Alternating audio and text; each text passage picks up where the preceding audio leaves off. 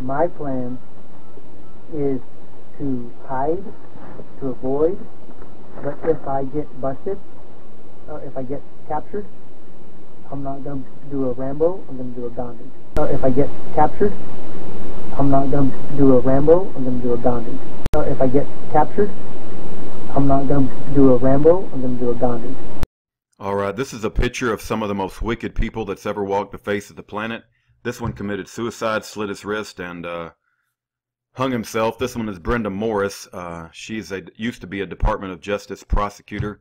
This one still is. His name is Joseph W. Bottini.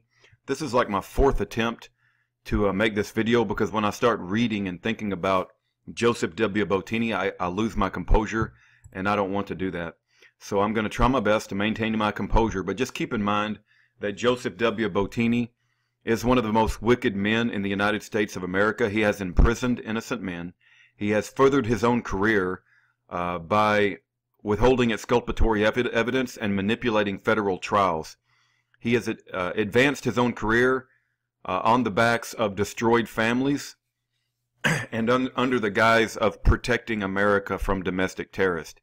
Again, when your mind becomes conscious and aware of all of the evilness that this man has been allowed to do, and he's not been held accountable for it, you start to lose faith in the entire American judicial system.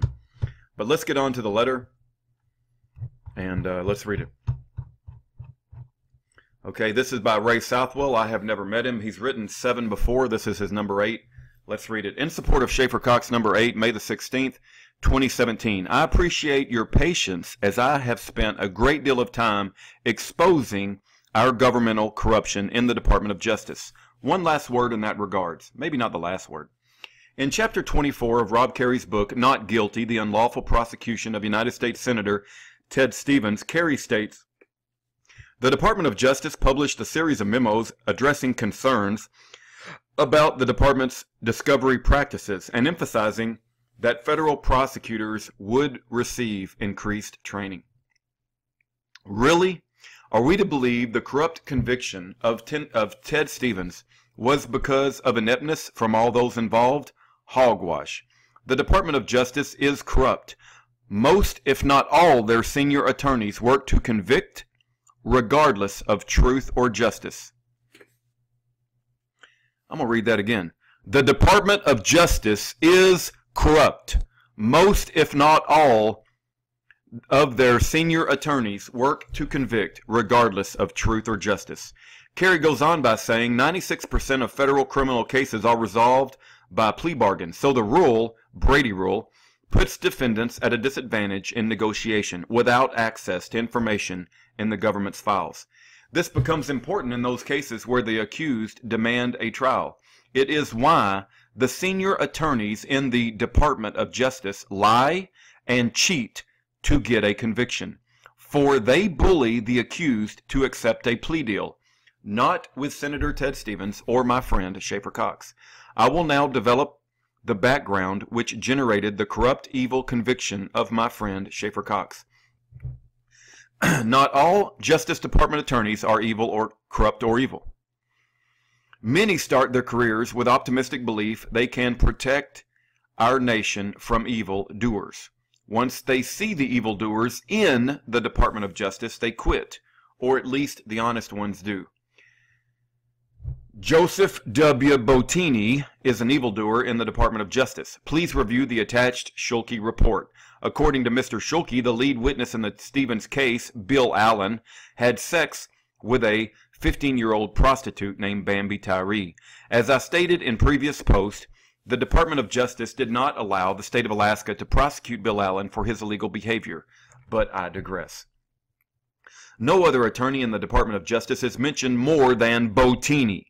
In the Stevens case, as presented by Mr. Schulke, he was also the lead attorney in the Cox case. That is, until his corrupt behavior was exposed in the Stevens trial.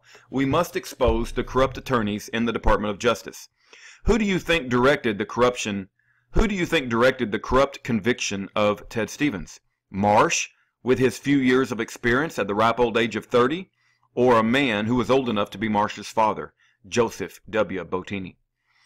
On April the 7th, 2009, federal Judge Sullivan, presiding judge on the Stevens case, ordered an investigation into the corrupt conviction of Senator Ted Stevens. Attorney Henry F. Schulke III was asked to do the investigation. It became known as the Schulke Report. Attached is the 525-page report. To date, I have only read the summary. In it, Mr. Schulke expressed how the Department of Justice withheld significant exculpatory evidence which would have independently corroborated Senator Ted Stevens' defense and testimony and seriously damaged the testimony and credibility of the government's key witness, Bill Allen.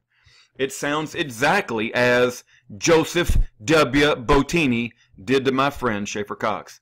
Mr. Schulke goes on to say, as a direct consequences of the dismissal of the indictment against Senator Stevens, the conviction of Peter Cott and Victor Kohlring, Alaska state legislators, were reversed and new trials ordered because significant exculpatory evidence in those cases was concealed from the defense. And who was the key attorney in those cases? None other than Joseph W. Bottini. Somehow we the people are to believe that Schaeffer Cox received a fair trial given Joseph W. Bottini was involved in developing the case against my friend Schaeffer Cox. Hogwash. Please read the summary of the attached, for as the Schulke report states, Mr. Bottini is a career prosecutor with the Department of Justice since 1985, testified in the investigation that sounds like he was a well-experienced expert directing the actions of novice attorney Nicholas Marsh. Was Joseph W. Bottini punished for his corrupt behavior? More on that in another post. I focus on the corrupt behavior of Joseph W. Bottini because of his involvement with my friend Schaeffer Cox's corrupt conviction. Were there other corrupt attorneys in the Stevens case? I'm sure there were. I direct my attention towards the one connected to the Cox case. Evildoer Joseph W. Bottini. Read all about it in the attached or see the summary on page 524 of the 525-page Schulke report. Then he provides a link and he signs it, Ray Southwell, Nikiski, Alaska. Praise God that we still have some honest men in America who are not afraid to tell the truth regardless of the consequences. And when it comes to this man right here, Joseph W. Bottini, there will be no tears in the Davis household when the angel of death comes and taps Mr. Bottini on the shoulder. He has left a wake of destruction in his entire career. He is a liar. He's a cheater. He has manipulated federal courtrooms to prosecute innocent men. He has furthered and advanced his own career. That's just the things that we know about. Who knows what we don't know about? But Joseph W. Bottini comes from the loins of Lucifer himself, and I pray God's judgment, wrath, and destruction upon the life of Joseph W. Bottini. And you say, Rudy, you're getting a little excited. You're too emotional. You didn't listen to the first three videos. This is my calm video.